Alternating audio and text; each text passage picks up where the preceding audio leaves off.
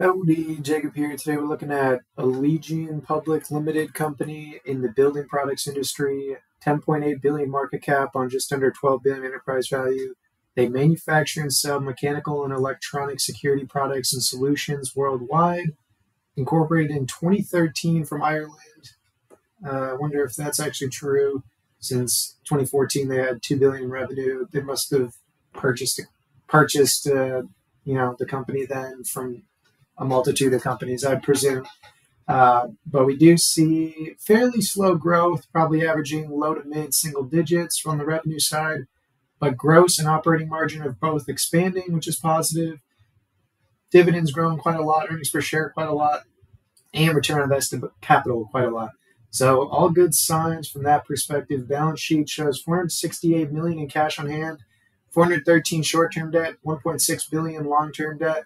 So they do have a little bit of debt in comparison to their cash, but in relation to their 5-year average free cash flow, that long-term debt figure is maybe 4 times their 5-year average free cash flow. So they do have a good amount of debt, but looks like to make this acquisition 2 years ago or so, they did go into debt quite a bit to fund that, but not the biggest deal. I'd say if we look at their cash flow, use of it, acquisitions, they do use maybe 20% on a 5-year average basis of free cash flow for acquisition.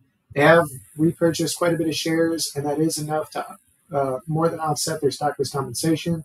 And then their dividend that pays out 1.5% is about 35-40% of their 5-year average free cash flow.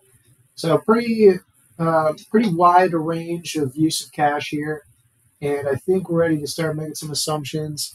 I would say on the revenue growth side, I'll stick with middle of the road, single digits. 16 on the P seems pretty comfortable to me. Both 14.5 on the average, so that's what I'll do. And then share change, 11 billion, so about 110 million. Yeah, I'll say it's relatively flat, just because the last 2 years they haven't really done too much to really offset stock-based compensation. So I think I'm pretty comfortable with that.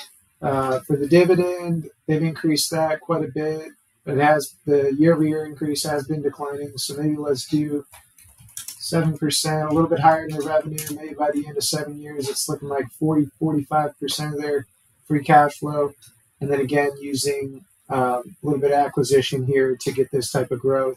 And we're saying it needs to fall in half based on these assumptions. And I mean, again, I think this is a great company. I do love that all the margins are increasing, dividends increasing, earnings per share increasing, return on invested capital increasing. They do have a little bit of debt in relation to cash, so they are a little bit leveraged, but I don't see that being a concern. I think, I definitely want to own the company, but again, everything's present value of earnings and free cash flow, and I just don't think this is necessarily the most appropriate price to get the return that I'm looking for. I do hope you enjoy the video. Have a great rest of your day. Thank you.